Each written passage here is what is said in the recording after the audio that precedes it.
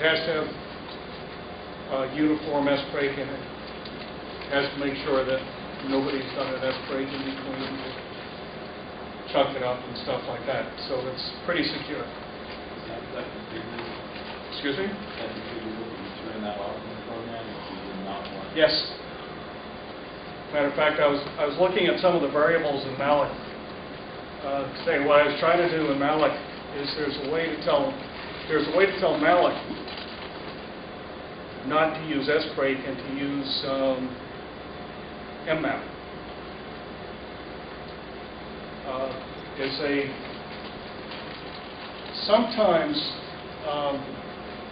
Sometimes you can do mmaps, and the kernel doesn't, and you can get mmap to set its map right above the heap, so the heap won't grow. And under normal circumstances, malloc is going to say, hey, I can't grow the heap, therefore I can't give you any memory. On True64, we have the capability of, if malloc can't, if sbreak is not able to increase the breakpoint, what malloc will do is then say, okay, well, if we won't do that, we'll just do an mmap for our chunks of memory that we'll give the user. There is no guarantee in a system, by the way, that malloc chunks are going to be contiguous.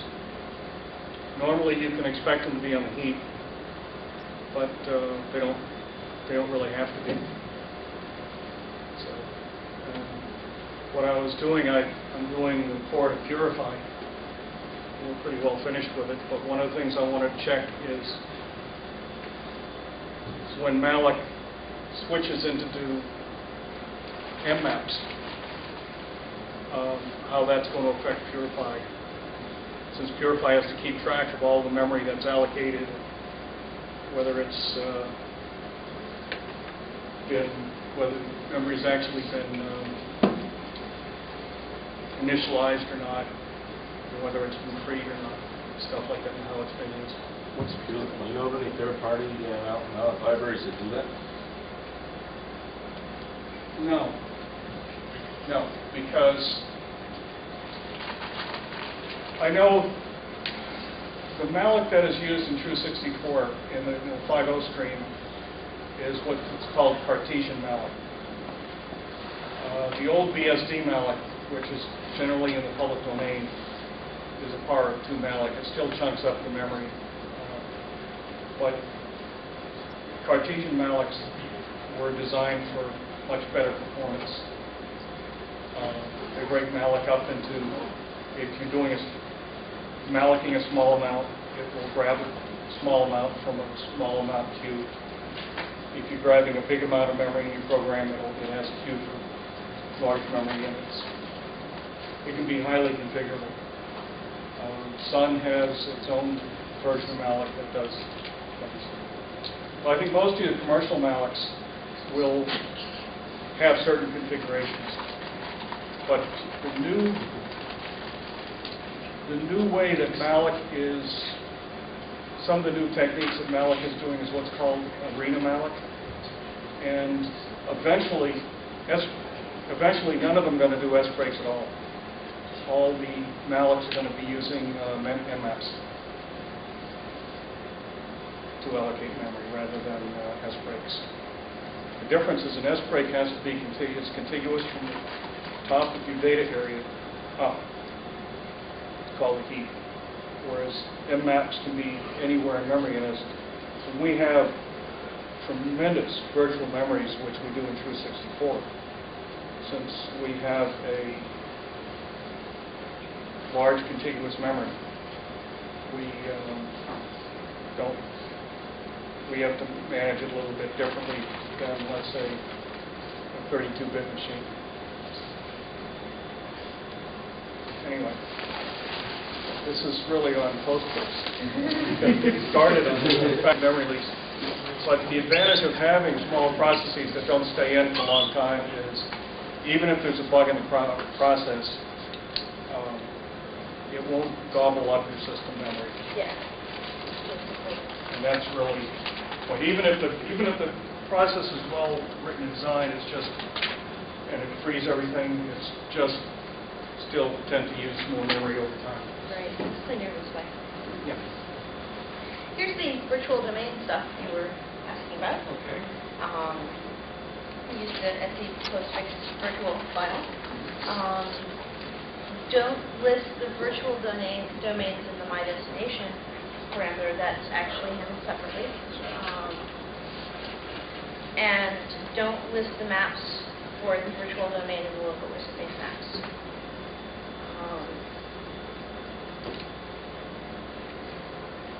And for more information, you can see the man page. There's a nice little link to the man page, which, there you go. Pops up in HTML even for you. Get all of your nice Trump format and put it in HTML.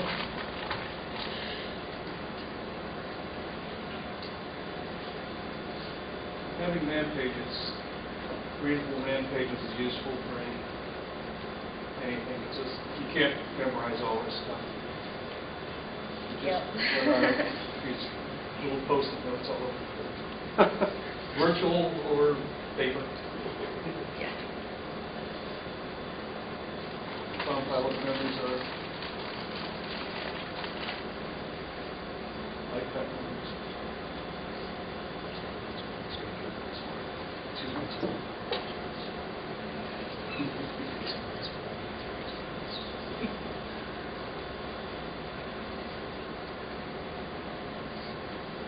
Any other questions I can answer? Things you'd like to do with Postfix I haven't talked about? It doesn't make toast, sorry. I don't think so.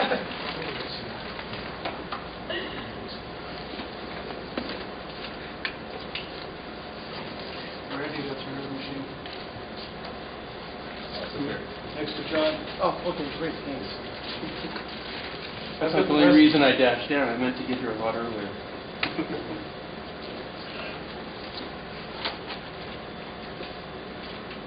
Did I miss the whole thing? Yeah. Oh, man. We tape it. Oh, Yeah, good. we'll have an encore on whatever. Yeah, it's good. This will be useful for what I'm doing now. Oh, you can join us in the after-meeting meeting. Okay? That'd be a good thing to do.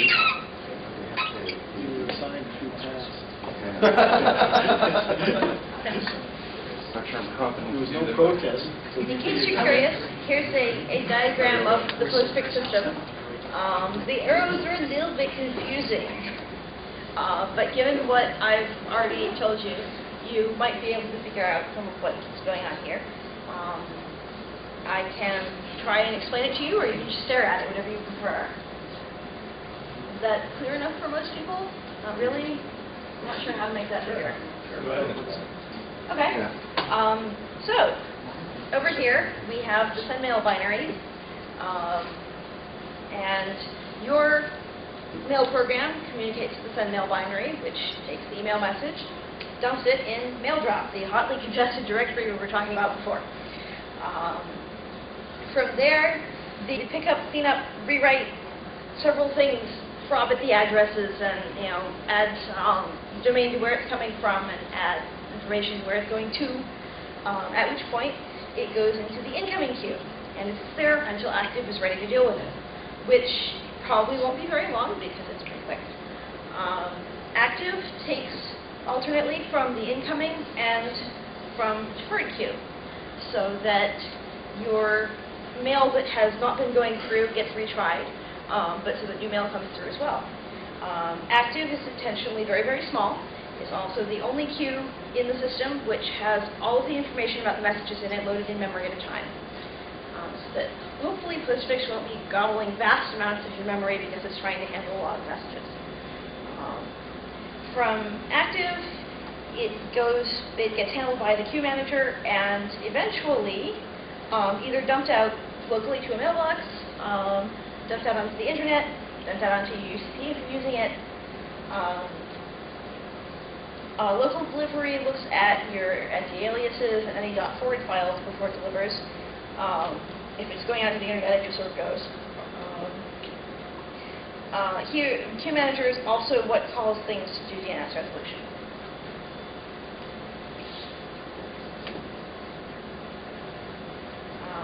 And there's an entire section on the postfix anatomy that concentrates both on that sort of on this in halves, either from send mail to incoming or from active out to local delivery of the internet.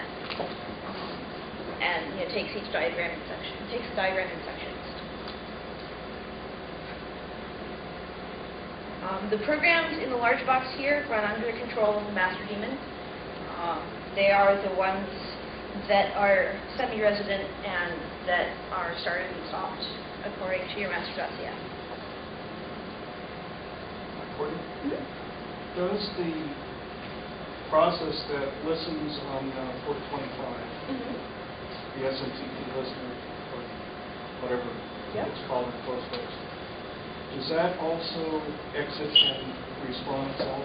I believe so. I believe it does. Let me see if I can remember which process that is.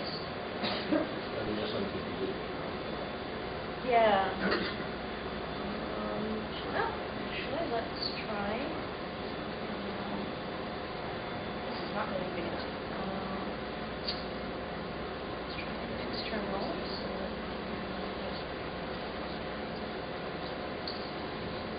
No, that's not either. I'm trying to make the font bigger. How do you do that fixed terminal again? Is it a control click or? No, I'm using an X term. Oh, there we have it. Okay. Actually, you can do that with an escape sequence. Really? Yeah. Is this big enough or? Huge. Huge? Okay. There we go. Yeah. Yeah. All right.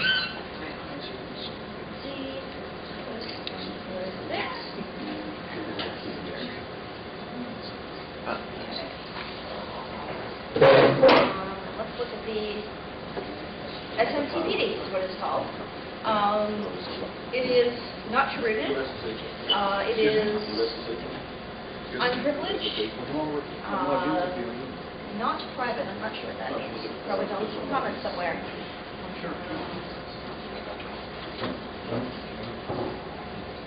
Mental sense.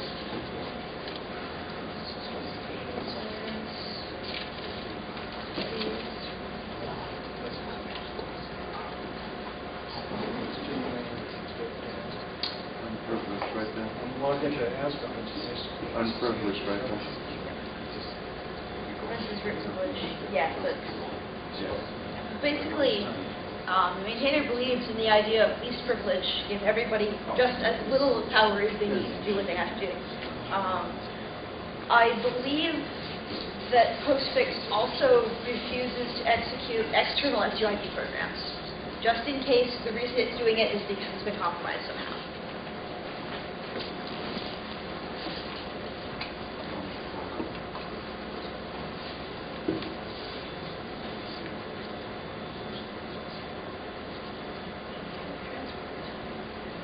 Now, one of the things that I found that was amusing when we switched servers, I don't know if it was Major Domo or I don't know if it was Major Domo, SendMail, or Postfix, the mailman, but on one of our mailing lists, none of the recipients at bellsouth.net could receive any email. And I'm pretty sure it was actually SendMail, but it could have been Major Domo. But none of This is on the old server. the old server, none of them could receive any mail from BLU. These were all from bellsouth.net. One guy got so pissed off at bellsouth.net he switched to Earthlink. But that wasn't so good.